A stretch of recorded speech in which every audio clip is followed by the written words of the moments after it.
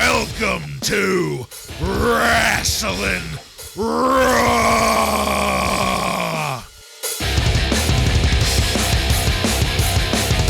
All right, you're listening to Wrasslin Raw, the podcast that takes you back to when Raw became war and Attitude ruled. Thank you for joining us. You're here with Ryan Arico. My back, my goddamn back! Was your wrist twitching while you were doing that? Joe Giammatteo. You know, guys, today's episode will feature the greatest fighter of all time, Tiger Ali Singh. I know. I'm so happy. So happy. I thought you would be. I'm the one and only Jason Bartlett. We're going to examine WWE history, one episode of Raw is War at a time. But first, mail call. We have some listener mail, gentlemen. Actually, a message, I should say, but we get these notifications via email, and I just really like saying mail call. Listener 79 cents out of $1, listening on YouTube. We've mentioned him before. He's messaged us before. Loyal listener. Good man. Loyal. We like loyalty around here. Yes, blue chipper. A blue chipper. Hell yeah. Like before, he had some very positive things to say about us, and we appreciate that. We will always enjoy getting fluffed by our listeners out there. But he also, among other things, brought up a really good question, and that relates to SmackDown and what happens once SmackDown starts up.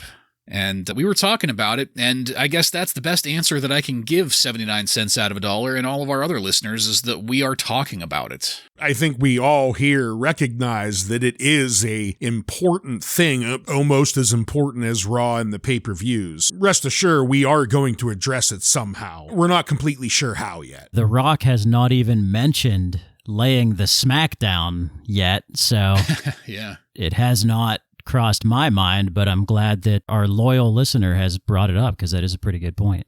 Yeah, and to be clear, where we're at in our listening schedule, it's a year away, at least. We were talking about it before we started recording. We've got at least a year of Monday Night Raw and pay-per-views to get through before SmackDown becomes a weekly issue, we'll say. And I think it's probably safe to say from all three of us, unless we pick up hundreds and thousands of listeners, that we're not just going to do 2 full review episodes, one of Raw, one of SmackDown. It might end up being a hybrid where we maybe do the whole week, but 2 complete episodes. We all here have lives. We have other jobs that actually make money. So yeah, unless we're rolling with 1 million listeners come a year or 2 from now, we're probably not going to devote our whole lives to doing these episodes. Well, and actually, Sunday Night Heat is going to start before SmackDown, actually not too far from now. Definitely less important. Yeah. Less important. I'm sure we'll get whatever highlights from that on pay-per-views, but Raw has always been the A show for WWE, so Definitely. We will definitely keep the focus there. All right. With that said, in this episode of Wrasslin Raw, we're going to be talking about the Raw that aired on February 2nd, 1998. This Raw was recorded at the Market Square Arena in Indianapolis, Indiana, and features Jim Ross, Jerry the King Lawler, Michael Cole, and Kevin Oh My God Kelly on commentary. Are you guys ready? I am ready. Ready. All right, then. Let's get into it. We interrupt this broadcast for a special report. This was a graphic up on the screen. It's the official seal of D-Generation X. It said, President of D-Generation, and it had DX spray painted over it, which begs the question as to why DX would need to vandalize their own seal. It's just so degenerate. Shawn Michaels was standing there at a lectern with Triple H and Chyna behind him. Chyna looked amazing, as always. But what this is addressing is, and they list them here, a variety of networks or some kind of broadcast organizations are saying that standards have been violated by DX and by Monday Night Raw. Of course, DX lists in graphic detail what they are not allowed to say, everything being bleeped out, even Try's face as he was saying these words. On that list were, quote, sexual and racial slurs, by the way. But they did end up making this a dig at Bill Clinton and Monica Lewinsky, which I didn't even realize was at this point in time until Sean brought it up. He said he did not sleep with that woman. He was up all night. I got a little pop out of that for me here. He got a big pop. And then after the proper show intro, it was time for the full DX entrance to kick things off. I had a seizure. They had funny signs. I couldn't read them because of the quick cuts from the camera coming down the ramp, but Sean and Hunter were dressed as Uncle Sam. There was red, white, and blue balloons being released, which prompted Michael Cole to say, "It's red, white, and blue balloons, just like at a political convention." Thank you, Michael. JR let us know that DX is going to make some kind of Mike Tyson-related announcements, and sure enough, DX launched into it. This was all pointing towards getting Austin and Tyson to fight, which I still think is hilarious since we've had multiple authority figures in the real world say, no, that's not going to happen.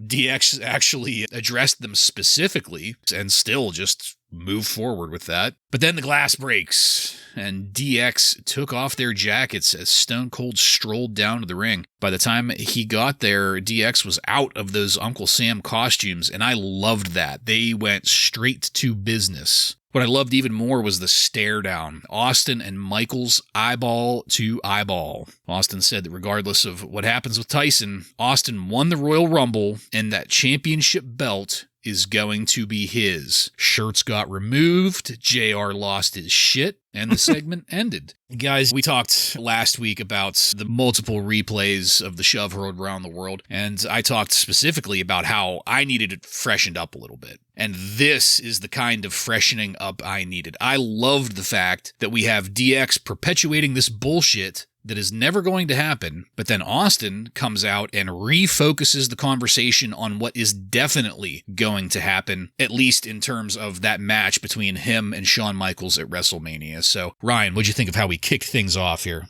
I thought this was a pretty strong start to Raw. We start off with this little address of the union type speech from DX, and this was all done really well. Produced, it was funny. We get a few digs at Bill Clinton and his extramarital affairs, which that was definitely a popular thing to joke around about there. But the main point of this is for them to tell us all of the words, and they list them, even though they're bleeped out, that they can and cannot say between certain hours. We learn they're allowed to have a couple more words between 10 and 11 p.m., so I'm sure they're going to exploit that to the nth degree. But all in all, I thought it was a pretty good segment. Just starting off with these jackasses in front of the ring, acting like jackasses. It was fun. Then we immediately go into them coming down the ring. So this whole start is just DX heavy. And they're dressed like Uncle Sam and carrying lobbying signs, which I thought that was a good way to just double down on their whole political angle that they were going for from the beginning here. And then having Stone Cold come down, and Bartlett, like you pointed out, he refocused this back to Stone Cold and Shawn Michaels. Yes, Mike Tyson is here. He has something to do with the WWF now, but I won the goddamn Royal Rumble, and that fucking belt is mine, is what he tells Shawn, and I loved that part. The only thing that was a little bit odd to me was, why didn't DX jump him here? They had him surrounded, outnumbered. I don't know why they didn't jump him like they will do later in the night, but all of that worked for me, and unlike last week when they had us wait till the very end, the last 3 minutes of Raw, to see Stone Cold, right out of the gate we get him. Good job. Yeah, one of the better starts to the show that we've seen in a while. I love this speech. That is a classic moment that gets highlighted all the time on old videos about the Attitude Era, mentioning their enormous genitalia and Bill Clinton. That Vince McMahon had to be behind those two pieces for sure. Yeah, and then we get that showdown, the confrontation between Steve Austin and Shawn Michaels, which we've been waiting for. And that was a nice reminder that, hey, these guys are going to have a match. All this Mike Tyson stuff is just, he's not going to be in the fucking match. So it's nice that we're reminded that these two are going to have the match. They do the extreme close talking. Again, I was hoping they would kiss, but they did not. Sean is limited in what he can do physically probably right now, so to me he looked a little bit weak here. I'm not sure I see any chemistry between the two right now, Shawn Michaels and Stone Cold Steve Austin, as far as a feud goes, but we'll see where it goes from here. I think Sean just looked a little bit weak here during this little stare down.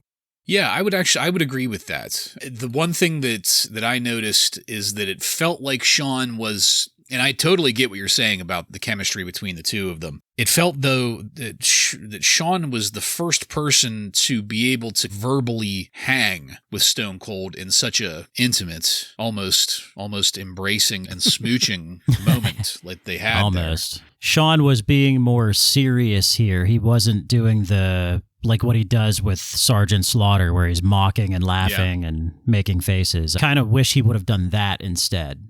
I wonder if that was a bit of direction, though, especially now that Sean knows he's going to have to give the belt up because of his injury. He doesn't want to maybe squash or try and do anything to hurt Stone Cold on his rise here. Or this is the first time in a little bit that we've had Sean up against an opponent that isn't going anywhere. His contract is not going to be expiring anytime soon, and they don't want to put the kibosh on the push. This isn't Owen Hart that we're talking to, where we can just shit-talk him all we want because he's stuck and forced and can't go anywhere else right now. Mr. Hanky. Got to get the plunger out. He's stuck. Oh, God.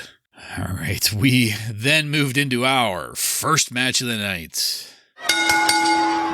Cactus Jack versus Chainsaw Charlie ends in a no contest in 8 minutes and 18 seconds. So before we get into it, was this what you guys were talking about last week whenever you said they're building to it? Absolutely. Okay. I thought so, and just for the record, I do remember watching this live, but up until I saw it, getting prepared for this episode, I completely forgot about it. For me, the moment Cactus Jack came out with the dumpster, I went, oh, here it is. Yeah. So, in the match, Charlie was out first. He was pushing a wheeled hopper full of weapons. That took me back to the old days, man. As a teenager, ECW shows had hoppers just like that at the building entrance. That was a nice little nostalgia pop for me there. Although, I do have to say that none of the implements in that hopper would be as effective as a fucking chainsaw.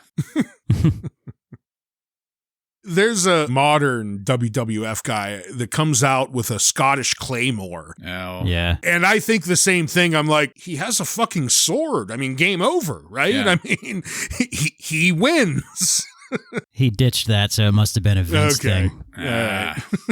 Braveheart. Look at that big stick. JR was putting over how great of friends Mick and Terry are in real life, and I had friendship flashbacks to that terrible candid video last week. Yes. Oh, I will talk about friendship. Don't worry. And sure enough, we went to a video earlier today, another candid conversation between JR, Mick, and Terry there in the empty arena. And I fucking hated this because what was said during this was actually really good. This would have been amazing as a shoot interview because you could hear the sincerity and the genuine feeling from Mick and Terry whenever they were talking about their hopes and dreams. Mick brought up getting talked down to by an old wrestling champion, and we can all kind of assume who that was, but there was genuine feeling in what was being talked about here. But as a lead-in to a hardcore match, I fucking hated it. Commentary didn't let up on it throughout the entire match. Cactus brought out a dumpster after that. This was full of stuff to one-up Chainsaw, and it got going. We got the news that Cactus, Chainsaw, Stone Cold, and Owen Hart will take on DX with the New Age Outlaws in an 8-man tag team match at the upcoming pay-per-view. That kind of ties a lot of things together that I personally, at least, have been wondering about. And those were the only notes I had until the New Age Outlaws came out. At this point, Cactus Jack had just dropped an elbow on Chainsaw Charlie. Chainsaw Charlie was laying in the dumpster. Cactus had climbed up on the Titantron and dropped it on him. They were both inside the dumpster. The Outlaws tied the dumpster shut and then pushed it off the stage, with JR obviously taking offense to that. And this kind of just snowballed from there, or at least as much of, maybe snowball's not the right way to put it because it didn't really go anywhere else. Thank God Barry Windham, Flash Funk, and a bunch of other guys came out to help open the dumpster, which was filled with a bunch of packing peanuts. And the aftermath of this went on forever. Forever. People checking on people, Vince coming out to give a stern talking to the Outlaws who acted like chastised children here. Eventually a brawl broke out. We did get the obligatory scene of loading stretchers into an ambulance. I'm summarizing quite a bit with this, just so you all know. I will say, though, Sunny, hell of an actress. Sunny had the tears flowing. She was going off because, I mean, they were making a huge deal about how these two men were practically dead. And I'm going to stop the segment here because there's going to be a little bit more aftermath momentarily. But at this point, this is where things started to get broken away from the crime scene, I guess we could maybe call it. This first segment was almost the entire first hour of Raw, if you're including the commercial breaks. So the actual match, 8 minutes, 18 seconds. The rest of this, half hour, 45, right around in there. I'm probably going to come off as an 18%er here, but I hated this.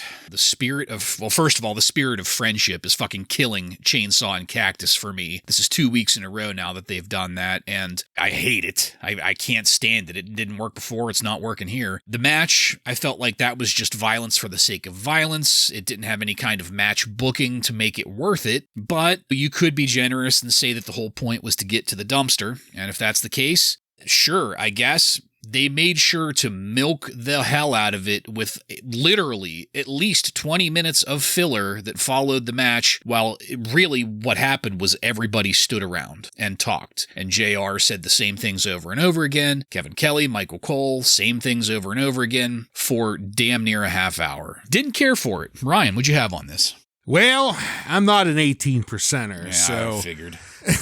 To start with the video, last week I agreed the candid video wasn't good. But I enjoyed the interview this week because it wasn't done in this candid camera, bad acting style. This was just JR talking to Terry and Mick and them talking about their respect for each other, that they're hardcore legends. And then it ends with them both laughing about the fact that they might just kill each other both tonight and neither one of them make it out of the ring. So I thought that the interview was much, much better than the video last week. And then the actual match between Chainsaw and Jack, I enjoyed too. I'm not against violence for the sake of violence.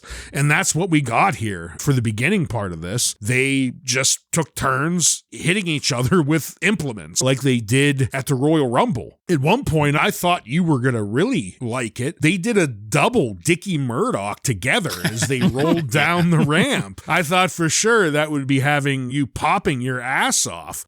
And then that setup, the setup before they go off the entryway, when Mick climbs up on the Titantron, drops the elbow into the dumpster, I thought all of that really worked for me. I was entertained, even though I knew what was coming. If anything, I will agree this got a little bit long-winded. Oh, a little.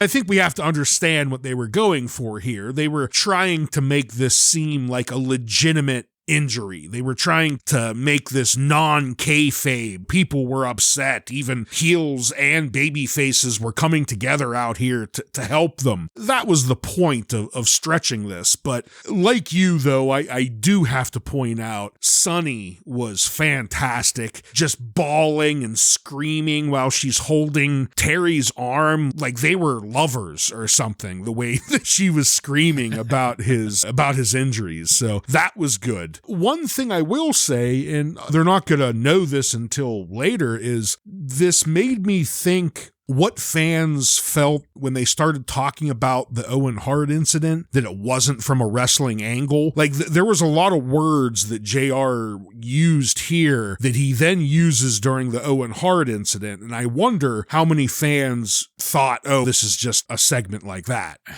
Yeah. But outside of that, I thought it was enjoyable, although maybe a few minutes too long.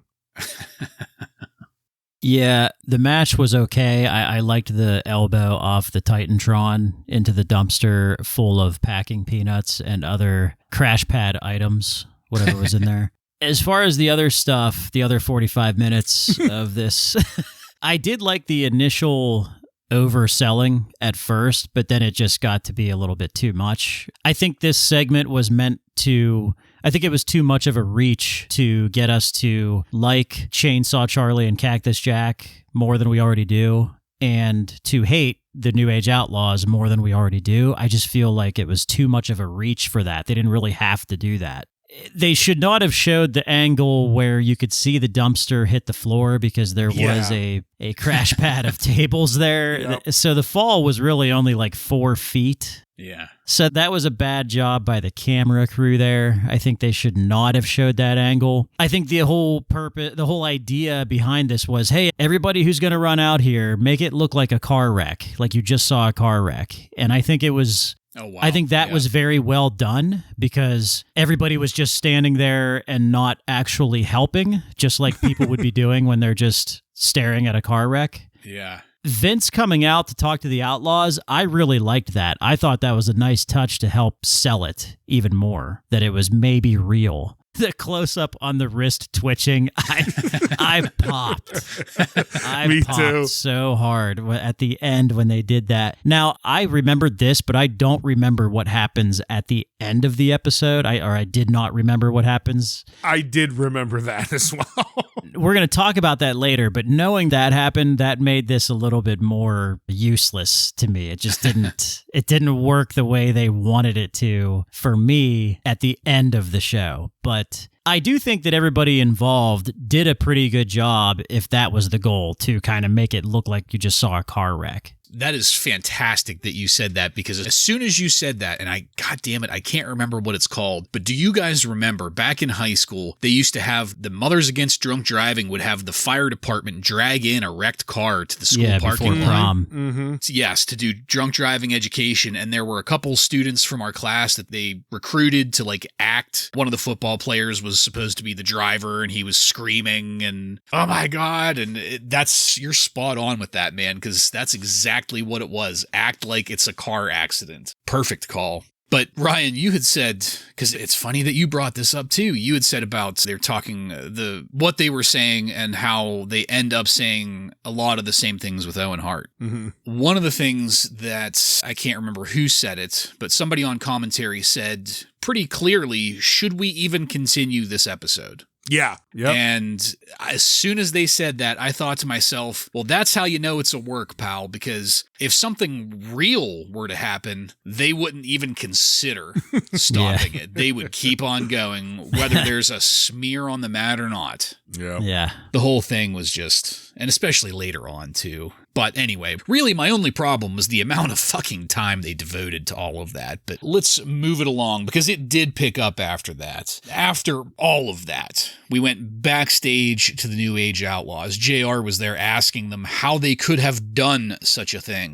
And I actually loved this. This is... if they would have just cut out all that other shit. The Road Dogg did a great job of saying, yeah, Mick and Terry have families, but so do Rhodey and Billy.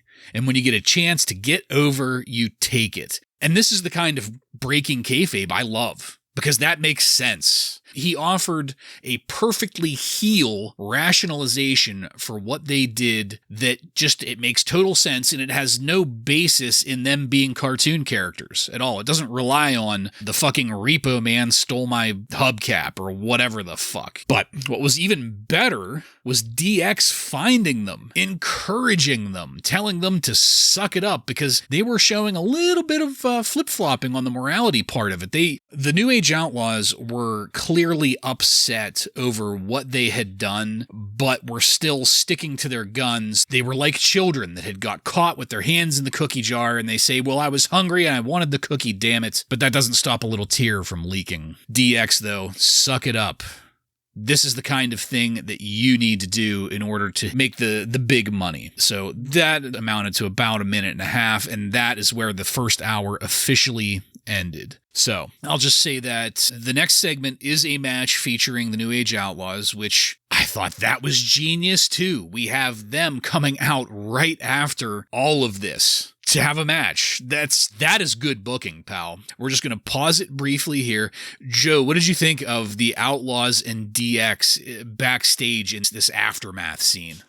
I thought it was great for the same reasons you mentioned. I think they are sports entertainers, and they are making it very clear that's what they are, and they're here to make money entertaining people, and they felt they had to do that to make money and get over. So I like that. I thought it was a tasteful way to break kayfabe, and we are building more heat on the New Age Outlaws, and they're doing a pretty good job at drawing that heat.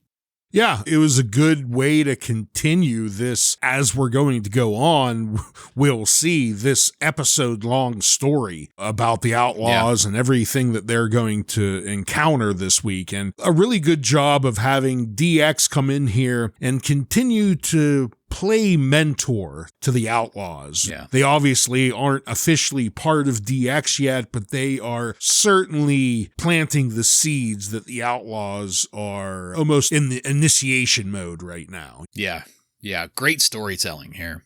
As I said, this storytelling continues on into our next match.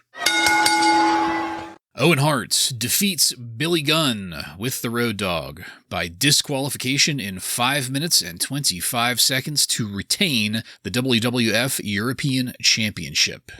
There was heat for the tag champs coming out, and they worked it. Road Dogg started up his shtick and said, "Forget it," in the middle of his spiel. Once the boos started, you could tell that they were still a little conflicted about what was going on. But then Owen came out, and Owen was on fire. During that whole car crash scene earlier, Owen was one of the people that was up and holding Cactus Jack's hand while Cactus Jack was getting loaded into the ambulance. And for the first time in a long time, I was excited by Owen Hart because he wasn't getting belittled going into this. He wasn't getting the short end of the stick. This was Owen Hart being a badass with nothing prior to this knocking him down. I especially loved Owen yelling at referee Earl Hebner in that loud tone of voice that Owen does, and the way that he was doing it, that kind of felt to me like somebody with a black heart would do. This was the first time I've seen Owen as not just a punchline for DX, and I really liked it.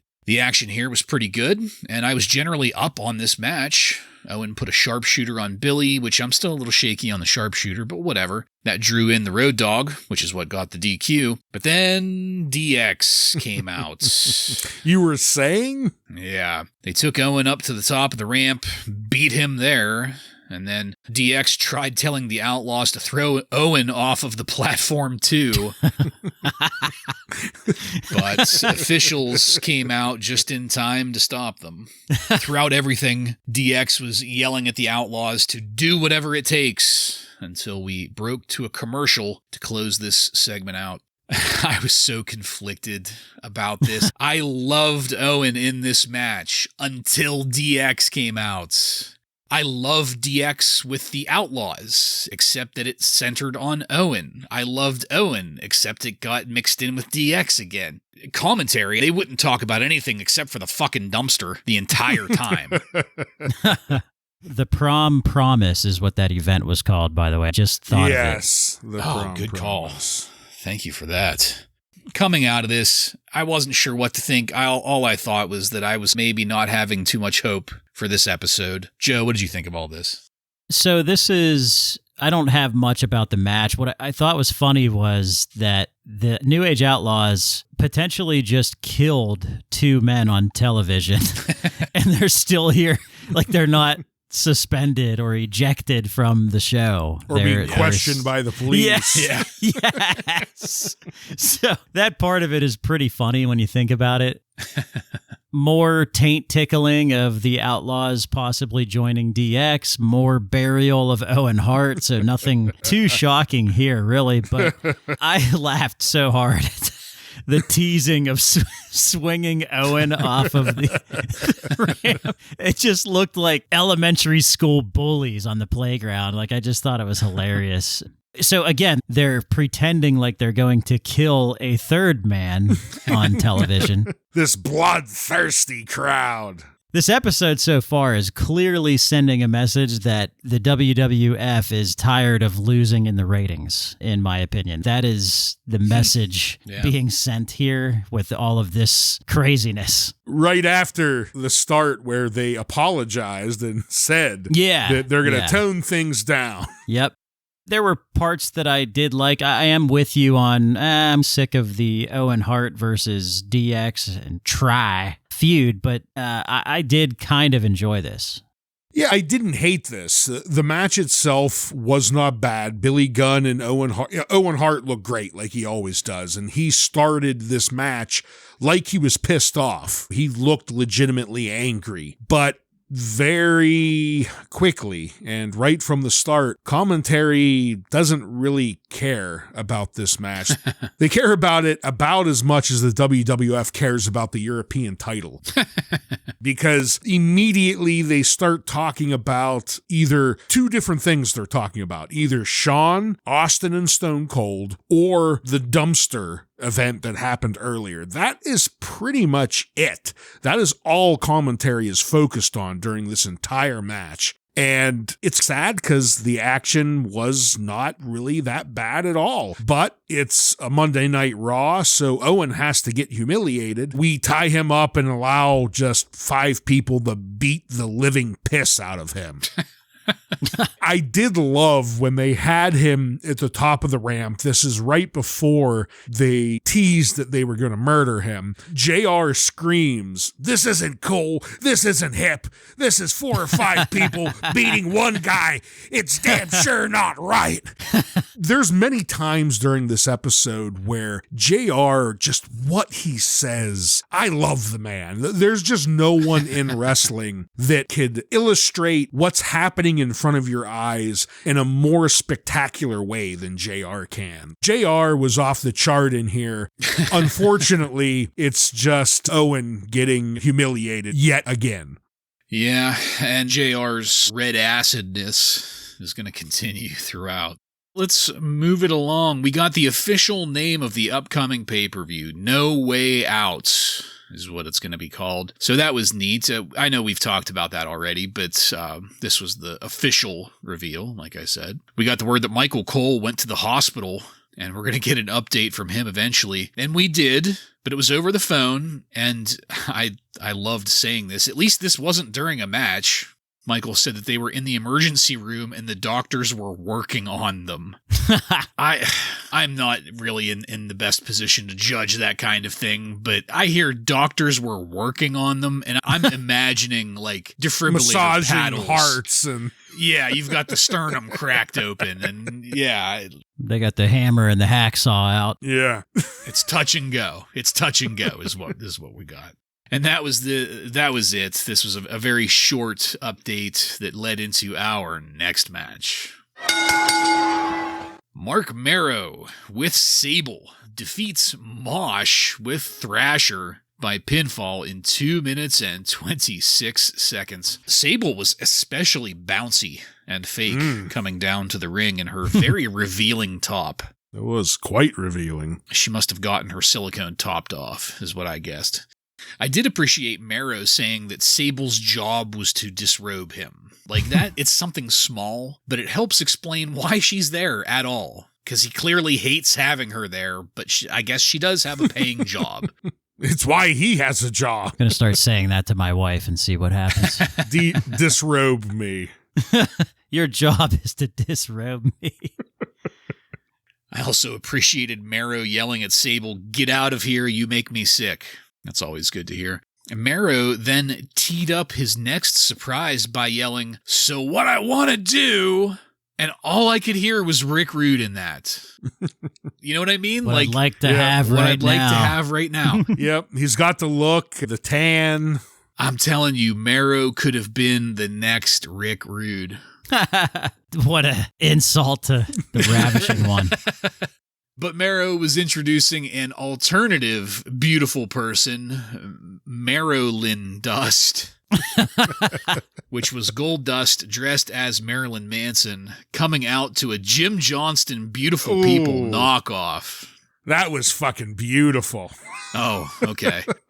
I mean, beautiful in a terrible way. It was maybe the cock. I wonder if they used the actual Beautiful People song. While he came out, Mero kept repeating Beautiful People just to make sure people got the fucking joke.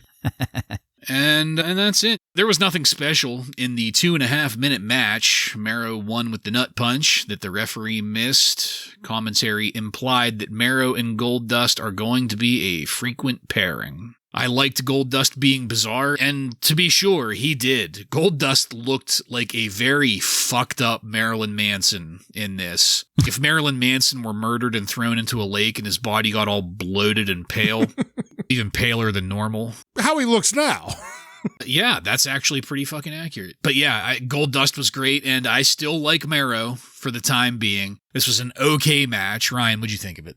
Yeah, I'd agree with that. I got a chuckle when Mark tossed Sable's box of chocolates up the ramp like a frisbee. I thought that was funny, and then telling her to go chase it like a dog. That was good. And she did. I mean, she was gone after that. And I loved Goldust coming out as Marilyn Manson. I thought he looked fucking on point with the way he was dressed, his mannerisms. He did. He looked like a bloated Marilyn Manson. He looked perfect. The match, though, this was a mid-Carter match. Let's make no mistakes about it. But I felt it was a solid mid-Carter filler match. This is what you want to see when you have mid-Carters out here. I thought they both delivered. Yeah, I enjoyed the Merolyndust as well. I've really been enjoying this artist formerly known as Goldust phase so far. No Luna, though. That was a little disappointing, but that's fine. This was entertaining. I am not one to body shame these lovely ladies. Sable is in incredible shape. She's very lean and works out, you can tell. But my God, her boobs look like they grew 3 cup sizes since we saw her last. Yeah, enhance. They look like the old school porno women that get those basketball-sized plastic boobs. Yeah. Crazy. Tiffany Towers. Yeah. I agree, Ryan. This was a pretty good filler spot here. Yeah, Joe, you know what? You hit the nail on the head with it. Sable is in fantastic shape. Just as you would expect out of a robot. Well, yeah. But it makes the disproportionate. Boobs. Yes. Thank you. That's why she looked better when she returned a couple years later, when she got a little bit of a reduction there and looked more proportioned. Yeah, took out some CCs. Yeah, at this point, she's borderline anime character. And just how disproportionate she is. Yeah. Which, hey, I mean, that works for some people. So I'm not here to judge. It'll take you right to the pay window. Yeah. I guess, to be clear, I'm not judging anybody either except for Sable. I am judging Sable because she's putting herself out there to be judged and getting paid to do it. So I'll be a dick. I don't mind. I make fun of Sable constantly. So next up, we went to split screen. On one side was the NWA stable, and the other had Bradshaw, with JR asking Barry Windham when he would face Bradshaw. And Barry answered, but Bradshaw had a great response to that, but it was really hard to take Bradshaw seriously, dressed as a cartoon cowboy, especially when Windham called him Yosemite Sam. And with that, I was like, you know what? Never mind, Bradshaw. I was getting a little up for you there for a split second. But then, and you have no idea how much my spirits were raised and how hard I popped as we went to a video package highlighting the wealth and privilege of one Tiger Ali Singh. This had a Kevin Kelly voiceover. It sounded great. I loved Tiger implying that he is the next Asian Arnold Schwarzenegger. What a great fucking line that was. We had great footage of Tiger that one time beating Leif Cassidy in that one match. that we had him in. And then a training montage. That was great too. My goodness. Talk about a coin flip here, guys. On the one side, we have the trash that is the NWA angle. But then on the other side, the single most screen time for Tiger Ali Singh we have ever had. My God, I'm getting erect just thinking about it all over again. Joe, please, what did you think of all this? I will be much happier if I never hear Barry Windham talk ever again. It looks like he bleached his hair now. He did. He did. He reminds me of Francis from the Pee-wee movie. I don't know why, but...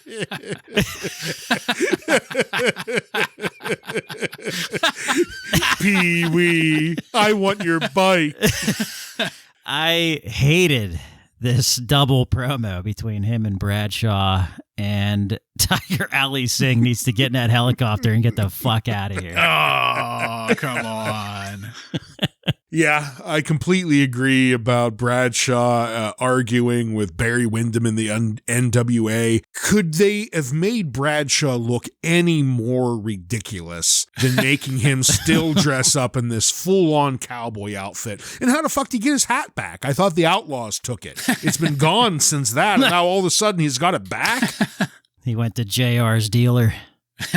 JR wears what? A Ristol, I think. And then you have Barry Windham. He's reverting back to the days when he lived under a rock, and he has this bleached hair, and he has like a Bret Michaels style bandana motherfucker and wearing the thing. Like he just looks stupid. He needs to go. Barry Windham, this is now what, his third or fourth character that they've tried with him. It's maybe time to give it up. Maybe it's just not going to work out with the NWA legend Barry Windham here in the WWF. Tiger Ali Singh, Bartlett, I think you're maybe in the 8%er now, praising this bum, this piece of trash, the way that you did. I don't care two fucks about the guy. They bring up his dad as if I have two fucking clues who the fuck that is. I probably know about him less than Barry Windham in the NWA. Not excited about Tiger Ali Singh or his video work inside the Hell in the Cell. You guys just don't have good taste. That's all there is. Clearly. I am looking forward to at least one more match that Tiger Ali Singh is in. I'm not sure we'll get much more than that. I'm hoping if that happens, I hope we get a Kane appearance. Yes, Squash. I hope Kane comes in and sends him to hell. All right, let's move it along to our next match. Chains defeats Farouk by countout in 3 minutes and 34 seconds. Farouk came out with the full nation. That all looked great. Chains came out with the Nazi Fuck Brothers, Ken Shamrock, and Ahmed Johnson's fat ass. I'm starting to get a headache just thinking about this. You're slipping in and out of consciousness. Just like Chainsaw Charlie right now. Yeah. They need to start working on me here. Chains' hair was flowing through all of this. For his part, it looked more like a fucking shampoo commercial than a wrestling match. I couldn't tell. Was that Crush or Chains in there? This was Chains because he was washed and clean and didn't look like a fucking biker at all. And he's still a member of the WWF. He's also missing that weird-ass face tattoo that probably has some kind of made-up Hawaiian origin. Brudda.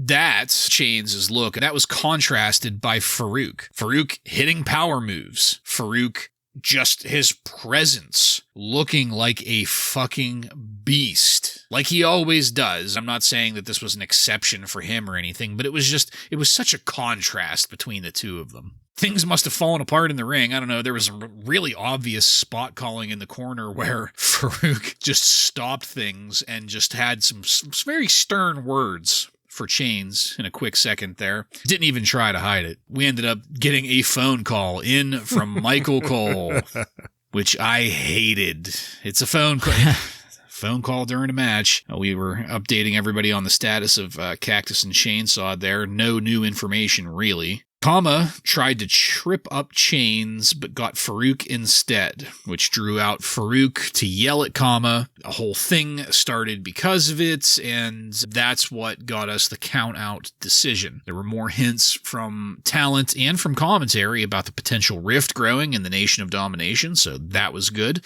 And as they were leaving, I loved Farouk yelling at Mark Henry to get his big ass up the ramp. And that's it. We had Ahmed Johnson, the DOA, and a phone call. Joe, what'd you think of this? I don't really have anything here. I fucking hate the DOA. I do like Farouk taking charge here, though. I think The Rock has taken a little bit of a back seat these last couple weeks, which I feel like is still subtly building that story between those two, which I like to see. Yeah. Yeah, there's not a ton to add about the match. Farouk looks strong every time he wrestles. I just love the way Farouk works in the ring. Just very stiff and brutal. He did a good job with that, but honestly, who gives a fuck about the DOA? Especially when you add Ahmed Johnson in here, double dipping in the shit. And you're ruining Ken. Again, why does Ken have to waste his time and come out and team up with Ahmed Johnson in the DOA? It's just, none of it makes sense. And then to top it off, it's a call-in. Didn't JR just bust on this? It was pretty much a waste of time. Let's be honest. I don't give two flying fucks about the DOA or Johnson, or that they're going to be involved in the next pay-per-view. If anything, I don't want to hear that. Yeah, way to really diminish that buy rate, pal. Next up, we went to a Western Union rewind. Unfortunately, it was rewinding back to the Kurgan, but I will say that I was entertained. The Kurgan was on Shotgun Saturday Night up against some jobber, and as the Kurgan is wont to do, he applied the claw directly to the forehead of this jobber, but then wouldn't let go and ended up just walking out of the ring and up the ramp with the claw still on this jobber, just dragging him as he was like screaming and writhing in pain. And so I really don't want to give the Kurgan any credit at all. So I'm going to say that jobber did a fantastic job of selling what was probably a very unfortunate situation for him. I wonder if anyone ever asked him, so what was the moment you realized your wrestling career wasn't going anywhere? And we were like, it was the time I was solely there to have the claw applied directly to my forehead and drug out of the ring. Poor jobber. Hopefully he got a little extra cheese on his Whopper after getting the Western Union Slam of the Week. Yeah. Western Union fucking the ass. After that, we quickly went to our next match.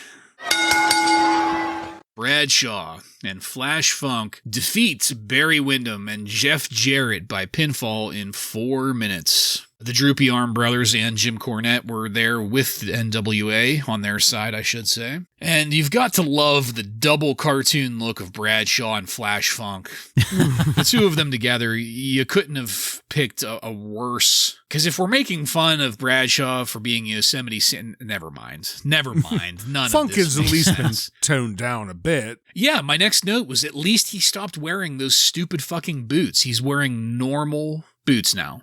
Baby steps, I guess. And I don't know what else to say about this. This was the NWA versus cartoony shit. Neither one of those are appealing. Like you guys mentioned earlier, I had noted here that Windham had dyed his hair blonde, and somehow it looks even worse. Bradshaw ended up winning this without a partner. Flash Funk got injured early on, and I did like the dog pile on Bradshaw. Everybody stretched Bradshaw, and then Windham splashed him. That was a cool visual, I thought, but that's pretty much it. This had a whole bunch of problems leading into it, but I thought Bradshaw kind of looked good coming out of it, maybe. I don't know, I'm trying to be optimistic. Ryan, what'd you think of it? The moment I heard the extremely outdated music being played, I knew it had to be the NWA, and it was. That music that they come out to, it sounds like it's straight out of the early 80s, like a house show. It's fucking bad. But I do agree, Bradshaw at least did look strong, even though he was coming out looking like a cartoon again. I thought he did a good job of looking like even 3, 4, 5 people teaming up on him. You still can't count Bradshaw out. At the very end, they did end up still getting the number on Bradshaw and giving a bit of a beatdown, but all around the match didn't really matter much. I still don't give two flying fucks about the NWA, but I think Bradshaw is continuing to look like a monster. They're building him up as a big, strong, rough and tough guy, and I think this match and its aftermath continued that.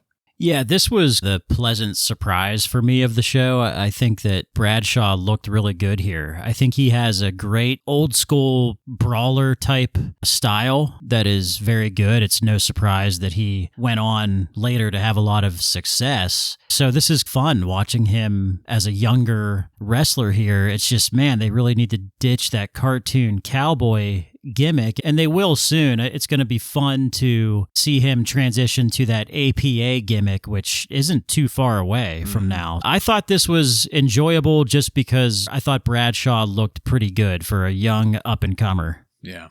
All right, so after that, we got another call in from Michael Cole. He was saying that all hell had broken loose in the emergency room. Police had been called. The condition is grave. And I guess it was bad enough to completely cut off either electricity or phone lines there at the hospital because the call kept cutting out until they finally lost him. JR clarified that Michael Cole was on a cell phone, though. Whatever was happening, it was bad enough to disrupt cellular signals in a major metropolitan area. I was imagining Godzilla. I thought a nuke, maybe. Yeah.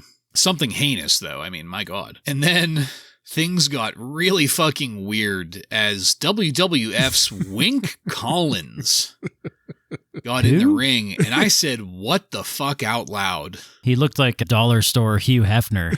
Yes, he did. I liked it. I'm not gonna. I was hoping. Please tell me this guy is going to be a manager, even if it's just for one match or something.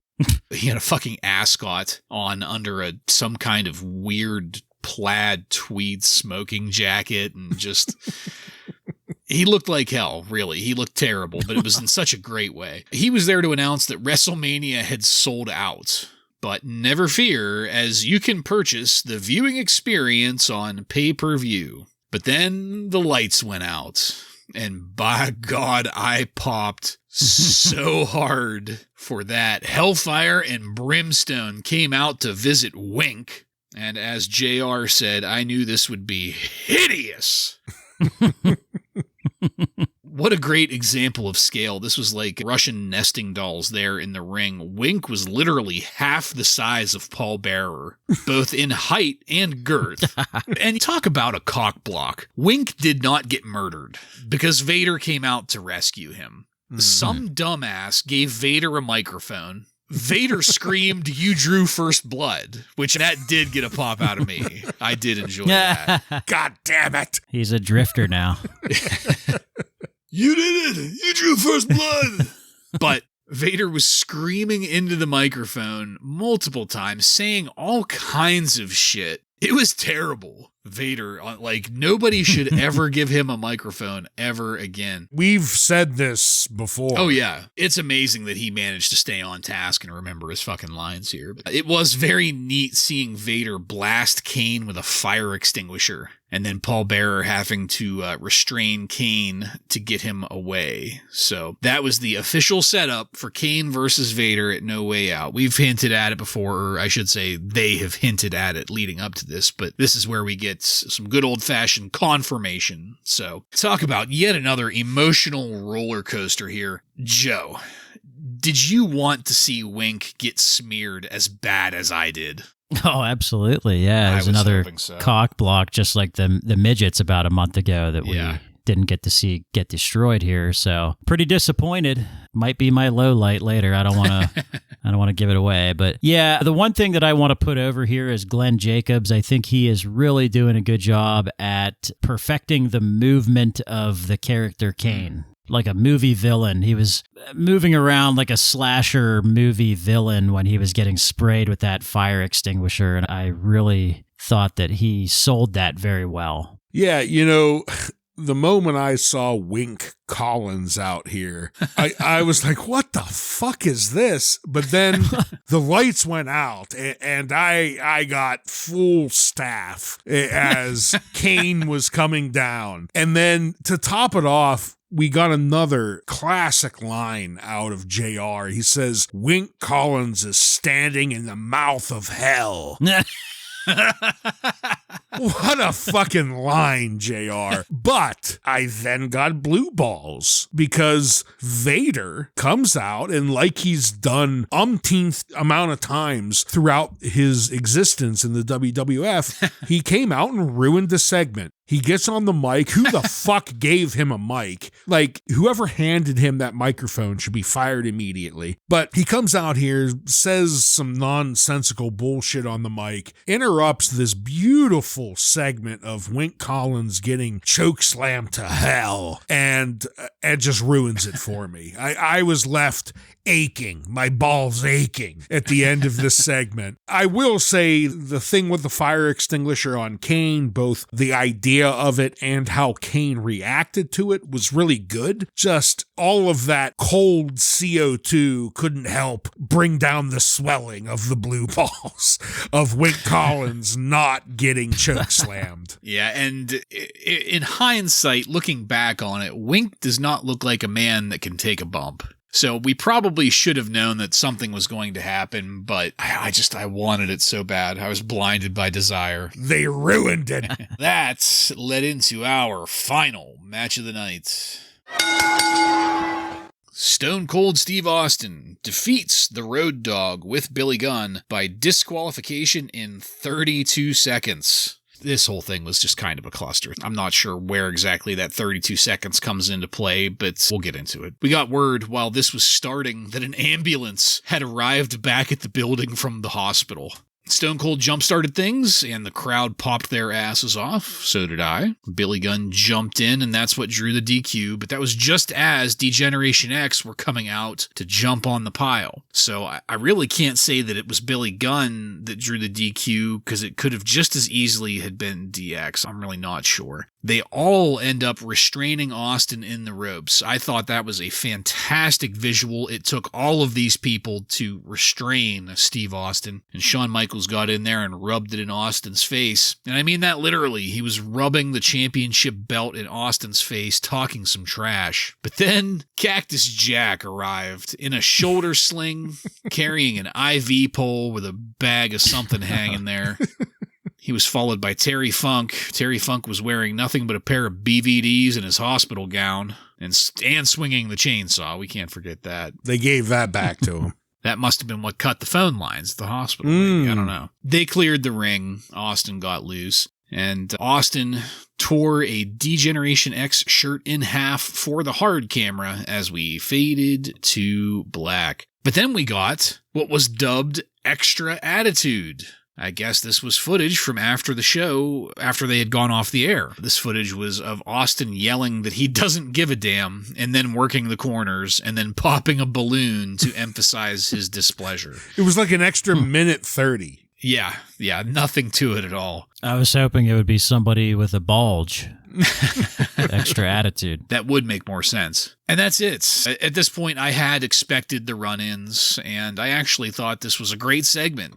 It was a great way to build towards Michaels and Austin and get away from, like I said earlier, the shove herd round the world. We can now distance ourselves from that. Mick and Cactus running in was entertaining, but the length of the segment earlier, and I hate to keep harping on that, but it did it a disservice because they wanted us all to believe that these two guys were dead. Fucking dead, not coming back. They were getting worked on, for God's sakes. If that whole segment earlier had only been like maybe 2 minutes into the ambulance and go, this would have been a much better look for everybody, I thought. But hey, man, whatever. 18%. Ryan, what'd you think of the way that this last match happened and the way that Raw ended tonight? I thought it was a fairly decent way to end things here. Stone Cold, he's still in that spot where because of his neck injury, we don't really put him in normal standard matches. He's a specialty item right now, so we knew he wasn't going to have a full-length match here. DQ happens immediately. We bring in DX to further the Stone Cold DX story, so that's good. They get him all tied up and beat on him a little bit, and then Cactus Cactus Jack comes out with the IV and Charlie in his fucking hospital gown swinging the chainsaw. And to me, again, just like earlier,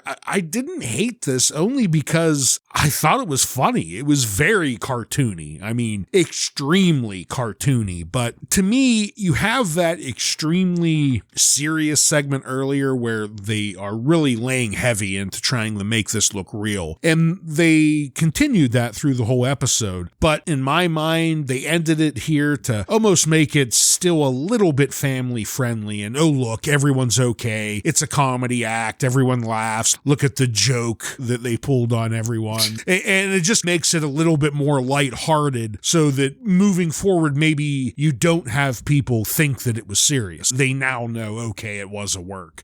I'm glad you brought that up because the other thing to think about is they have caught some heat for doing this kind of stuff in the past. So maybe that ending was like a way to, like you said, it's a family show or whatever. It's on TV. USA Network doesn't want to pretend like someone died on TV. So that's a good point. I really hope that Billy Gunn stops doing the "oh, you didn't know" intro real soon because I hate it. The thing I liked about this, 30 seconds that we got here was the angle between Austin and DX, because Austin has no friends. He's just a lone wolf guy, and we're starting that feud now. There's Mike Tyson did not appear on this show. He wasn't really mentioned that much on this show. So it's just Austin and Michaels, and that's what I want to see headed into WrestleMania. And this was a good confrontation between those two. I did enjoy that piece of it. Yeah, agreed. At the start of the show, Austin is refocusing things for us, which is exactly what we needed to keep the angle fresh.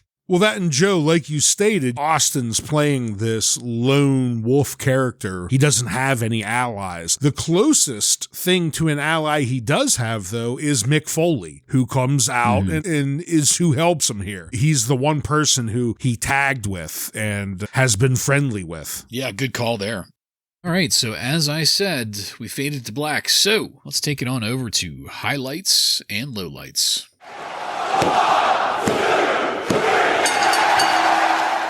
Joe, why don't you take that first? For my highlight, I'm going to say the confrontations, plural, between Steve Austin and Shawn Michaels. I'm glad that we are on track there to focus on that match for WrestleMania, so I enjoyed that. The low light for me, I'm going to go with that really shitty Barry Windham and Bradshaw promo. That was just fucking cartoony as hell and terrible.